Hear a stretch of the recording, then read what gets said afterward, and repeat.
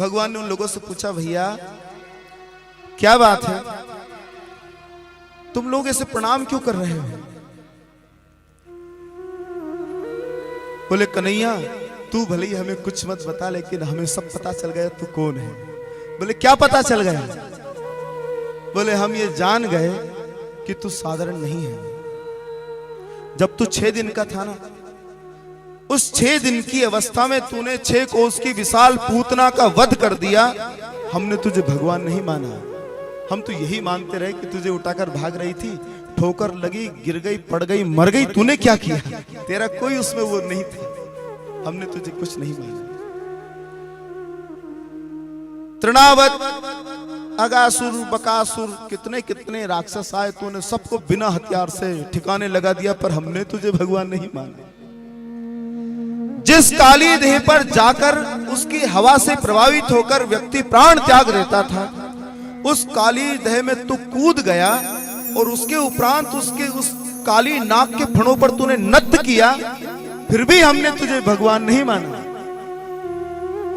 हम यही मानते रहे कि तेरे ऊपर भगवान की कृपा है, लेकिन तू भगवान नहीं है, हमने यही माना, हमने तुझे कभी भगवान नहीं माना।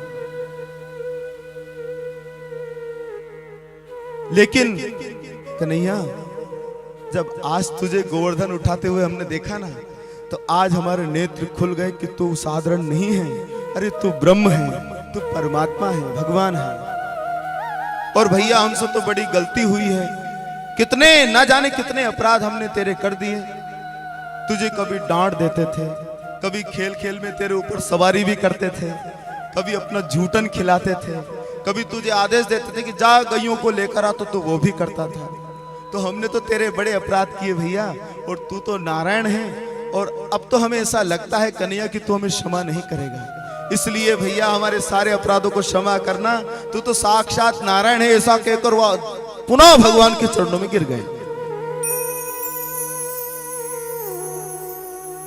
अब भगवान ने सोचा कि अगर इन लोगों ने मुझे भगवान बना दिया तो बहुत दिक्कत खड़ी हो जाएगी, भगवान बनने में ज्यादा फायदा नहीं है। श्री राम जय राम। और नहीं मानो तो देख लेना, जो भगवान बनने की जिन्होंने कोशिश की, अभी जमानतें नहीं हो रही हैं, 15-15 साल हो गए उन लोगों को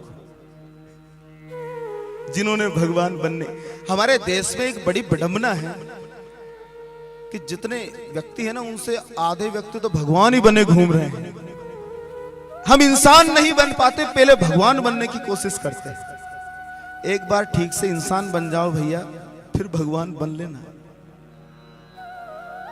तुलसीदास जी महाराज लिखते रामचरितमानस में कि सतयुग में एक भगवान होगा, हिरण्यकश्यप, उसने भी कह दिया कि मैं भगवान हूं। त्रेता में रावण ने कह दिया मैं भगवान हूं। द्वापर में कंस ने कह दिया कि मैं भगवान हूं।